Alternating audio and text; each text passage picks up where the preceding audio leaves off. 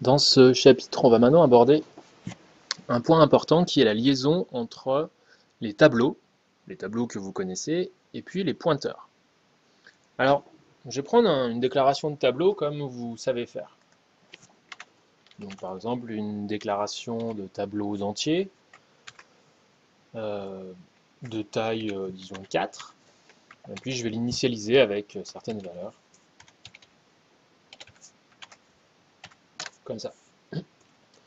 Donc ce que vous savez, c'est que là dans votre mémoire, vous avez votre tableau qui s'appelle table, et puis chacune des cases, ça va être table de 0, table de 1, table de 2 et table de 3. Et puis j'ai mes valeurs à l'intérieur de mon tableau qui correspondent aux valeurs que j'ai indiquées dans ma liste ici.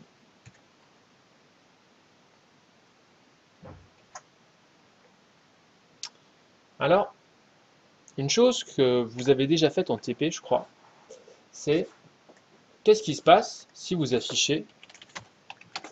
Alors, si vous affichez table de 0, ça va vous sortir 2. Si vous affichez table de 1, ça va vous sortir 3. Donc, tout ce qui est là. Mais qu'est-ce qui se passe si vous affichez tab tout court? Si vous affichez tab, vous allez avoir le résultat suivant. On va vérifier ensemble ce que ça donne.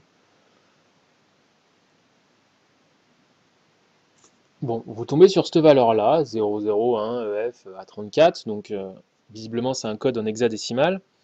Ça ressemble à une adresse mémoire, donc visiblement le type de tab, ça serait un type adresse mémoire. À quoi ça correspond plus précisément? Je peux faire le test, je peux essayer de voir, tiens, alors si c'est l'adresse mémoire, ce sera peut-être l'adresse mémoire d'une des cases. Bon, je regarde la première case. Donc si j'affiche l'adresse mémoire de la première case, c'est adresse mémoire de table de 0.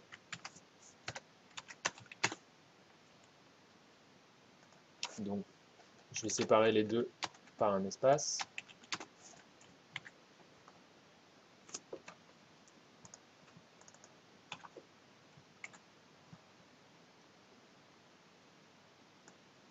Et vous voyez effectivement que on a exactement la même adresse mémoire. Autrement dit, tab et adresse de table de 0, ici, c'est complètement la même chose. Déjà, la première chose à remarquer, c'est que tab et adresse de table de 0, c'est pareil. Donc en fait, ici, tab, vous voyez que c'est une adresse mémoire. C'est donc une variable de type pointeur.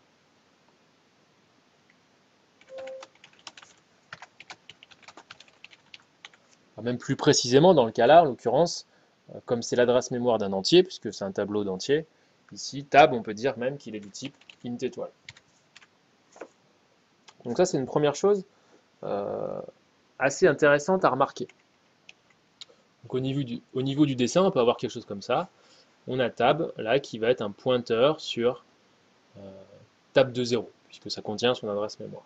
Donc tab lui-même, en fait, il peut correspondre à une case de la mémoire, qui va contenir l'adresse mémoire de table de 0. Alors une chose en plus à retenir, c'est que donc tab est un pointeur. Quand vous déclarez un tableau, le nom du tableau, c'est toujours un pointeur sur la première case de ce tableau. Et en plus, ça va être un pointeur constant.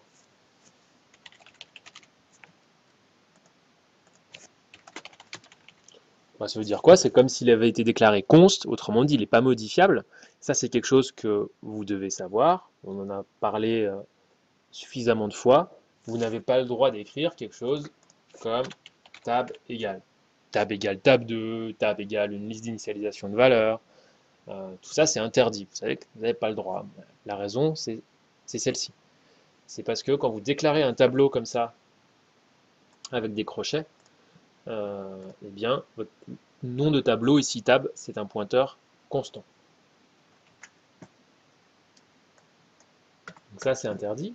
Et puis une autre chose aussi que vous avez dû, que vous devez comprendre, c'est que si on a cette égalité là entre tab et adresse de table de 0, alors si je fais étoile tab, par rapport à l'opérateur étoile qu'on a vu dans la vidéo précédente, si je fais étoile tab, rappelez-vous, l'opérateur étoile suivi d'un pointeur donne accès à ce qui est pointé par ce pointeur. Donc ici, le pointeur, il pointe sur table de 0. Donc en fait, si je fais cout de étoile tab, fort logiquement, c'est comme si j'avais cout de tab de 0. D'ailleurs, vous le voyez bien sur l'écran. Ici, ça affiche 2. Un truc que vous pouvez faire par rapport à ça, si vous avez bien compris comment ça marchait, c'est que maintenant que vous savez que tab, là, le nom du tableau, c'est du type int étoile, bah, imaginons ici que je déclare une autre variable de type int étoile, je l'appelle ptr. Donc ça veut dire que dans ma mémoire, ici, je vais avoir une autre case, on va me donner la couleur, un espace mémoire, ici, nécessaire à un int étoile. Donc dans ma mémoire, j'ai encore cet espace-là. Et puis j'ai le droit de faire quelque chose comme ça. ptr égale tab. Ça, c'est autorisé. Autant tab égale, j'ai pas le droit. Autant ptr égale, ça je peux, parce que ptr, c'est un int étoile tout à fait classique. Donc ça veut dire quoi, cette instruction-là, par rapport à mon schéma? Ça veut dire que, eh bien ici, mon pointeur ptr va contenir la même chose que ce que contient tab. Tab, il contient l'adresse mémoire de tab de 0. Donc ptr contient aussi cette adresse mémoire. Autrement dit, bah, ptr, lui aussi, il pointe vers tab de 0. Autrement dit, si derrière ça, je fais quelque chose du genre étoile ptr est égal à 6, ce qui va se passer, c'est quoi? C'est que normalement, étoile ptr, c'est ce qui est pointé par ptr, autrement dit, c'est cette case-là, tab de 0. Donc si je réaffiche tab de 0 maintenant,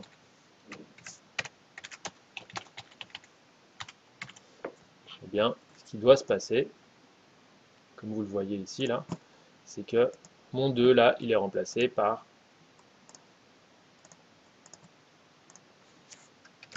un 6. Donc une autre façon encore de modifier tab de 0 en passant par une autre variable, en passant par des pointeurs, on peut modifier tab de 0 sans utiliser le nom de la variable. Une autre chose par rapport au tableau, ce que vous savez, c'est que, ce qu'on vous a dit depuis le début, c'est que les tableaux, en fait, ils sont stockés comme des cases consécutives dans la mémoire.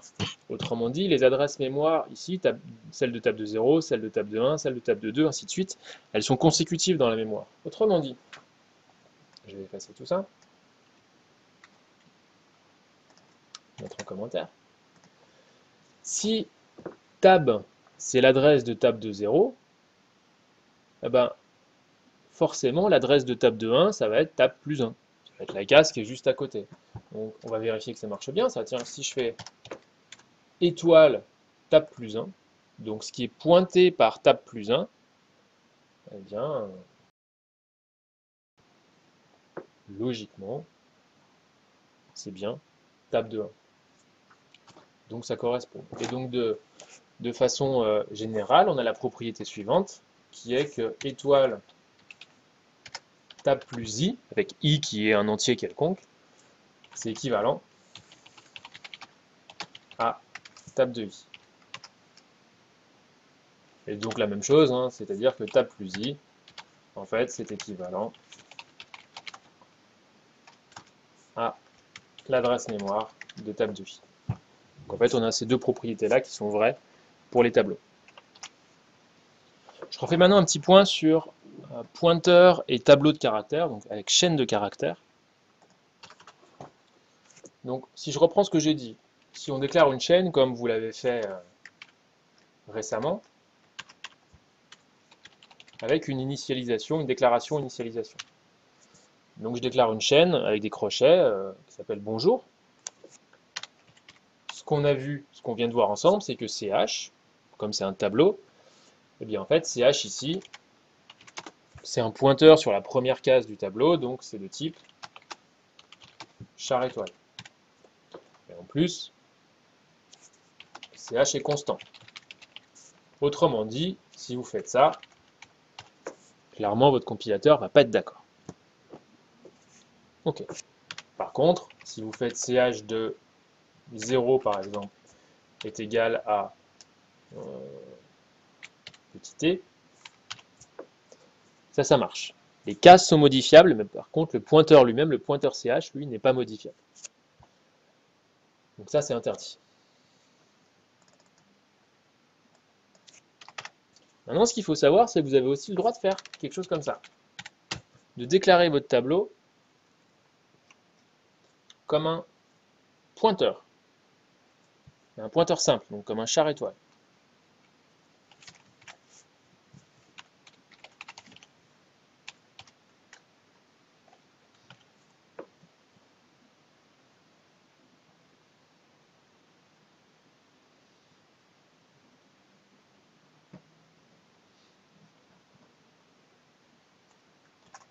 Donne quelque chose comme ça.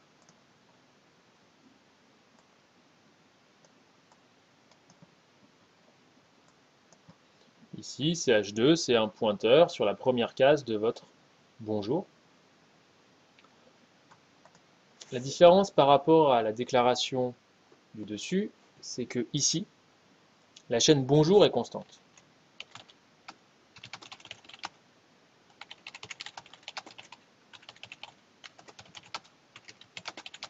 En revanche, CH2, lui, n'est pas constant. Ça veut dire quoi? Ça veut dire que si je fais ça,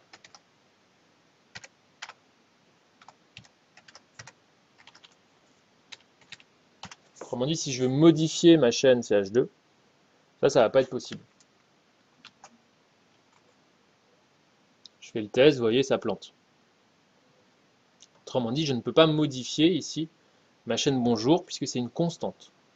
Par contre, quelque chose que je peux faire, c'est ça.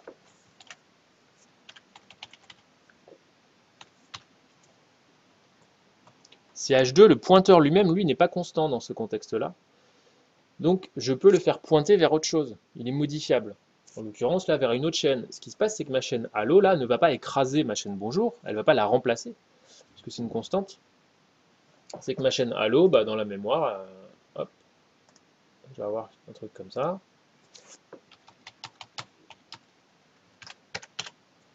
Je vais avoir ça. Et ici, maintenant, mon pointeur CH2 ne va plus pointer sur Bonjour, mais il va pointer sur la chaîne Allo. Donc j'ai ça. Voilà une petite subtilité à savoir sur les chaînes de caractères. On verra comment faire plus tard, justement pour qu'on puisse avoir les deux. Parce que là c'est un peu embêtant, hein. C'est soit le pointeur qui est constant, soit la chaîne d'initialisation qui est constante. Bon, on aimerait bien voir un peu le beurre et l'argent du beurre, on verra comment faire. On va maintenant aborder une notion importante qui est celle du passage de paramètres par adresse. Alors déjà on va faire un petit bilan des types de passage de paramètres que vous connaissez. Vous en connaissez deux. Vous connaissez le passage par valeur et puis le passage par référence. Alors si je reprends le passage par valeur, je vous donne un exemple ici à gauche, donc j'ai fait une fonction ajoute qui prend 3 entiers et puis elle additionne les deux premiers et puis elle les met dans le troisième. Donc j'ai une instruction comme ça, c égale a plus b, et puis dans mon main je déclare 3 entiers x, y, z, et puis j'appelle ma fonction ajout sur ces 3 entiers. Bon. Dans ma mémoire, qu'est-ce qui se passe? Là, vous savez que c'est un passage par valeur. Donc, mes variables x, y et z, bon, celle-là, c'est facile. Leur valeur, elle est donnée dans le main, donc c'est OK.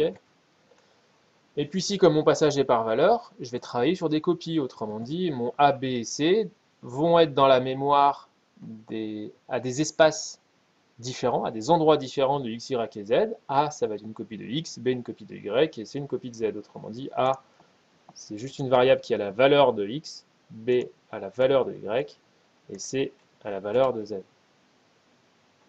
Du coup.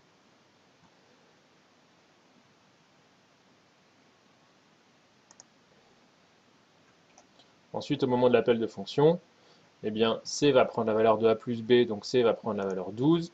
Donc on peut remplacer le 1 ici par un 12.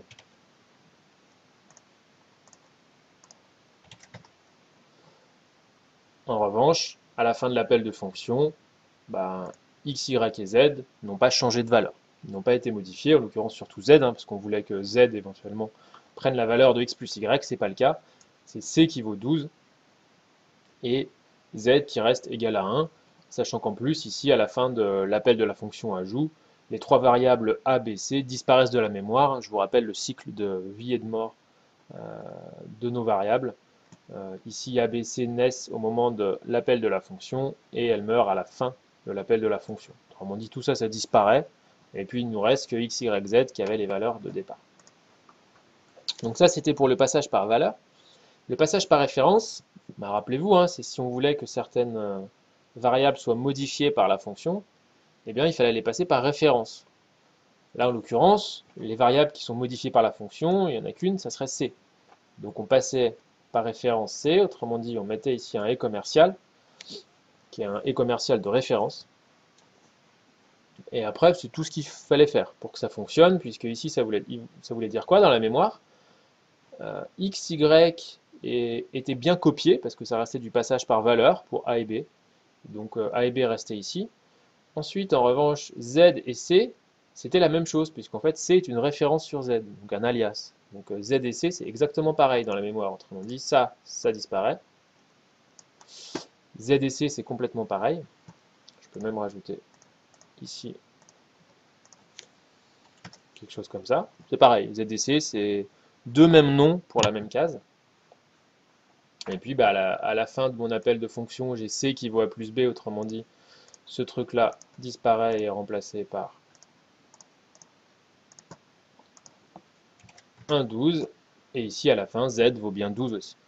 Donc ça, c'est le passage par référence que vous connaissez. Et là, on va voir un troisième type de passage qui va être le passage par adresse. Alors, comment est-ce que ça fonctionne? Eh bien, un peu comme pour le passage par référence, l'objectif c'est d'avoir certaines variables qui sont modifiées. Donc le passage par adresse va permettre de modifier les variables. Donc c'est à peu près le même type de propriété que le passage par référence. Pourquoi est-ce que on choisirait plutôt l'un que l'autre? Ça peut dépendre du langage dans lequel vous programmez déjà. Si vous êtes en C++ pur, j'ai envie de dire, vous pouvez faire du passage par référence. Si par contre vous faites du C, vous programmez en langage C, dans ce cas le passage par référence n'existe pas. Donc vous êtes obligé de faire du passage par adresse si vous voulez que vos variables soient modifiées. Donc évidemment il faut connaître ce type de passage. Et puis enfin, même si vous êtes en C++, comme ça va être notre cas, il se peut que vous ayez à utiliser des librairies, donc des fonctions, qui elles utilisent le passage par adresse. Je pense par exemple à la librairie graphique qu'on utilisera là en fin d'année, ADL. Il y a besoin, les fonctions qu'on va utiliser pour dessiner je sais pas quoi, des cercles, pour afficher des images à l'écran, pour faire plein de choses, ça utilise du passage par adresse. Les fonctions que vous allez employer de la librairie utilisent le passage par adresse, donc il faut savoir l'utiliser. Donc on va voir comment il fonctionne. Comme son nom l'indique, passage par adresse, donc c'est pour les variables qu'on veut modifier, on va passer leur adresse mémoire. C'est-à-dire plutôt que ici d'appeler directement la fonction sur la variable, par exemple là c'est Z en l'occurrence, sur la variable que je veux modifier qui est Z, je vais plutôt passer l'adresse mémoire de Z. Donc au moment de l'appel, la première chose qui va changer c'est ça, c'est que vous passez une adresse maintenant pour la variable qui vous intéresse. Donc vous allez passer l'adresse mémoire de Z. Bon, vous savez que c'est et commercial Z. Derrière, il faut que tout suive, autrement dit, adresse mémoire de Z, ça veut dire que maintenant, ce type-là, c'est plus un type int et Z, c'est du type int étoile. C'est une adresse mémoire d'un entier. Donc c'est le type int étoile. Donc ce qui va changer, c'est que mon en-tête de fonction, maintenant, ça va plus être quelque chose comme ça, ou int a, qui était homogène à des entiers. Maintenant, je veux que ce soit du int étoile. Donc, je vais mettre du int étoile. Donc, vous voyez déjà, là, il a enlevé l'erreur, il a compris que les types étaient homogènes, mon compilateur. Donc je passe l'adresse mémoire de Z. Ici maintenant, j'ai du int étoile, donc en fait C et adresse de Z, c'est bien homogène à un pointeur. La dernière chose qui doit être changée, c'est ici. C'est que maintenant, donc C, ça va correspondre à l'adresse mémoire de Z. Moi, je veux que ce soit ce qui soit pointé par C qui soit modifié. ce qui est pointé par C, c'est exactement Z. Donc ce qui est pointé par C, on a vu que ça se notait étoile C. Donc on a quelque chose comme ça. Et là, on a un passage par adresse qui est tout à fait correct. Donc il faut bien être vigilant à ça. Au moment de l'appel, on doit passer des adresses. Au moment de l'entête, pour tous les paramètres qui nous intéressent sur un passage par adresse, il faut leur mettre une en-tête avec un pointeur. Et puis, pareil, utiliser l'étoile pour aller chercher ce qui est pointé par le pointeur pour faire la modification de la variable. Je vais vous montrer ce qui se passe dans la mémoire pour que ce soit un peu plus clair. Donc ici, j'ai x, y, z qui n'ont pas changé. Ensuite, mon a et mon b, qui sont toujours des passages par valeur de x et de y, donc eux ne changent pas non plus. Donc c'est des copies de x et de y. Et puis enfin, le dernier qui change, c'est C, qui est cette fois-ci du type int étoile, et C va contenir l'adresse mémoire de Z. Donc ici, en fait, je vais avoir l'adresse mémoire de Z, mais donc si C contient l'adresse mémoire de Z, C il va pointer sur Z. Donc ce qu'on va avoir, c'est quelque chose comme ça. C contient l'adresse mémoire de Z, donc on dit qu'il pointe sur Z. Donc au niveau de la mémoire, on a ça. C qui pointe sur Z. Derrière, j'ai mon instruction étoile C égale à plus B. Étoile C, c'est quoi? Étoile C, c'est exactement Z. Et vous voyez que c'est ce qu'on a dit depuis le début dans le cours sur les pointeurs. Là, ici, je peux modifier la variable Z sans utiliser le mot-clé Z, justement, en utilisant un pointeur qui pointe sur elle. Et là, c'est ce qui va se passer. En faisant étoile C égale à plus B, c'est exactement comme si je faisais Z égale à plus B. Donc ici, ce truc-là va disparaître et je vais bien avoir ce que je veux, en l'occurrence. A plus B, ça vaut bien 12. Donc en fait, Z, il va bien prendre la valeur 12. Et pour modifier Z, ici, je passe par le pointeur C qui contient son adresse. Je reviens maintenant sur quelque chose que vous connaissez déjà, qui est le passage de paramètres pour des tableaux, qui est un tableau.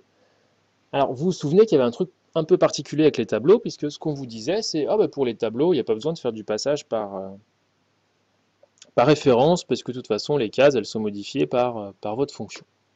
C'était un cas un peu particulier, on pouvait trouver ça un peu curieux, pourquoi est-ce que les tableaux, ça marchait différemment. En fait, maintenant, c'est un peu démystifié ce truc, puisque ce que vous savez, c'est qu'en fait, quand vous passez un tableau en paramètres, en fait, un tableau, là, par exemple, ici, ma fonction f qui prend un tableau en paramètres, j'aurais très bien pu écrire son en-tête comme ça.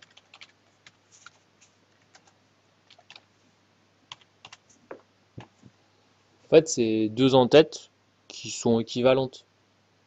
Puisque vous savez que tab, c'est un pointeur sur la première case du tableau. Et là, donc en fait, ce que vous faites depuis le début, c'est du passage par adresse. Vous le faites à votre insu, mais c'est ce que vous faites quand vous passez un tableau en paramètres. Qu'est-ce qui se passe? Imaginons ici.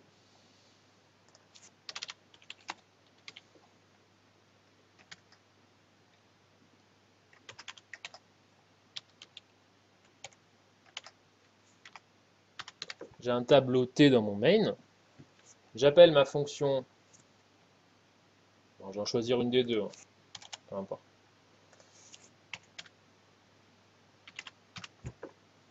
J'appelle ma fonction sur mon tableau T. Ce qui se passe, c'est que ici,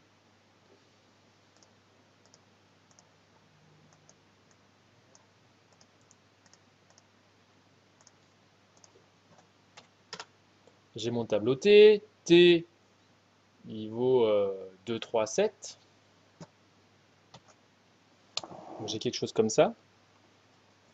Et ici, mon tableau de tab, en fait, ça va être une copie de ce qui est contenu dans T. Donc, en fait, tab, il va contenir aussi l'adresse mémoire qui est là-dedans. Autrement dit, l'adresse mémoire de T de 0. Donc, ici, là, c'est aussi l'adresse mémoire de T de 0. Donc, mon tab, là, il pointe aussi à cet endroit-là. C'est pour ça que si dans votre fonction, là, vous faites, je sais pas quoi, tab de 0 égale 8, Bon, bah du coup, tab de 0 égale 8 ici, ça veut dire que ce qui est pointé par ça change ici, donc là, ça disparaît.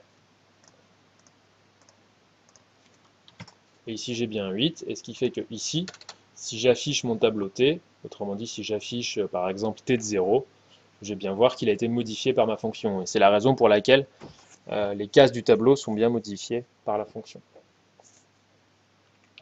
Bon, ici, c'est un peu subtil, que ce soit dans le cas là ou dans le cas du dessous, hein. Donc, je vous rappelle, j'aurais très bien pu faire cette en-tête-là, qui était complètement équivalente à la précédente, c'est ce que vous faites vous depuis quelques semaines. Le dessin qui est à droite est exactement le même.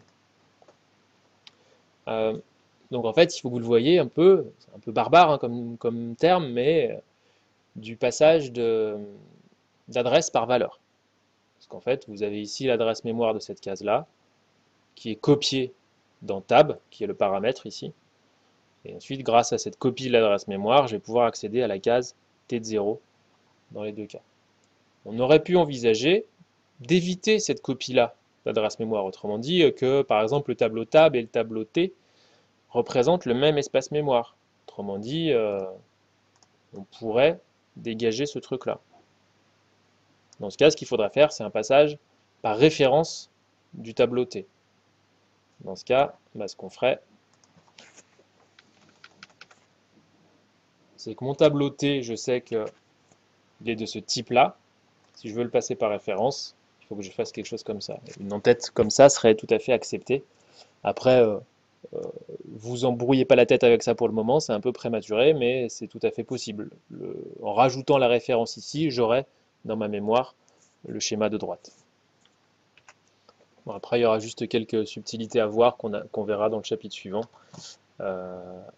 notamment sur le fait que le tableau T ici, en le déclarant avec des crochets, ça sera un peu embêtant et qu'il faudrait le déclarer en dynamique. En tout cas, sachez que ce type d'en-tête est tout à fait autorisé et a du sens. Ça vous entraîne à comprendre comment ça marche ici.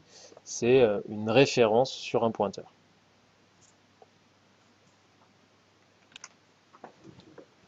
Enfin, dernier volet de ce chapitre sur les pointeurs, c'est le lien entre pointeur et structure. Donc, on a vu que les structures, c'était des types que vous personnalisez, que vous fabriquez vous-même.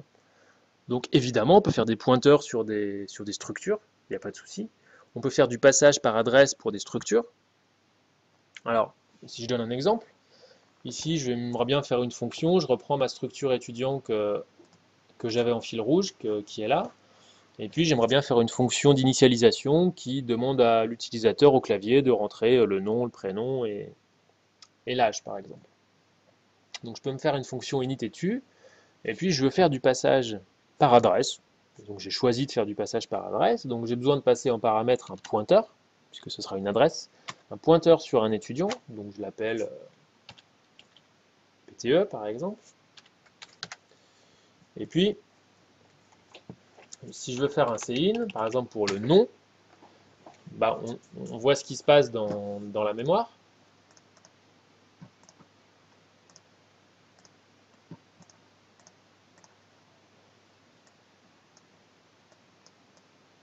J'ai quelque chose comme ça.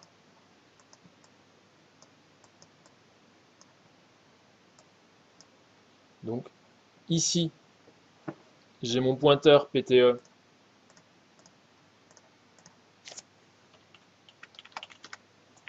qui va pointer sur une structure étudiant avec le nom, le prénom et l'âge. Donc ce que je veux, c'est accéder ici au champ là qui est le champ nom par exemple. Donc sachant que je connais l'adresse mémoire de ma patate là qui est ma structure, pour accéder déjà à la patate depuis mon pointeur, il faut que j'utilise l'opérateur étoile. Je vous rappelle que l'opérateur étoile permet de se balader le long d'une flèche là. Donc si je fais étoile PTE,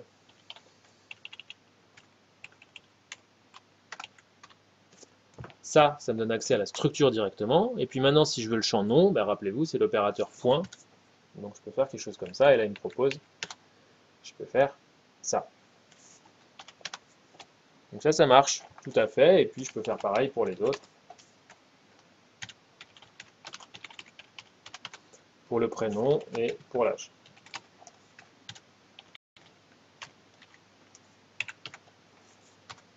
Bon, eh bien, sachez que déjà ce type de passage est assez fréquent, c'est assez souvent qu'on utilise le passage par adresse pour les structures. C'est encore plus vrai en C, hein, parce qu'on n'a pas le droit au passage par référence. Euh, donc du coup, cette notation-là, l'enchaînement de l'étoile suivi du point, est un peu lourde. Et en fait, il y a une simplification dans le langage C++, qui est aussi vrai dans le langage C, qui est de dire, bah tiens, l'enchaînement étoile avec le point, je peux le remplacer par un autre opérateur, qui est l'opérateur flèche. Donc en fait, la combinaison là, étoile plus point, je peux la remplacer par mon pointeur, flèche, et bien, ce que je veux. Et en plus, là encore, vous voyez qu'il est intelligent, votre compilateur, parce qu'il comprend et vous fait les propositions. Donc en fait, PTE flèche non, c'est exactement la même chose que étoile PTE point non. Donc ça, c'est un raccourci à utiliser fréquemment dès lors qu'on travaille sur des pointeurs. On va plutôt utiliser cette notation-là que celles qui sont en dessous, mais sachez qu'elles sont complètement équivalentes, hein. Les deux sont tout à fait correctes. Il n'y en a pas une qui est plus rapide que l'autre ou quoi que ce soit, mais il faut connaître les deux. Un truc à retenir, du coup, dans toutes ces notations, donc si on fait un petit bilan, que je vous rappelle, c'est que après une étoile, il y a forcément un pointeur. Je vous rappelle. Chaque fois que vous utilisez une étoile, derrière, ça doit être un pointeur. À chaque fois que vous utilisez ici l'opérateur point, bah, ça veut dire que ce qu'il y a avant, c'est une structure, parce que l'opérateur point, il travaille avec les structures. Donc c'est une structure point quelque chose.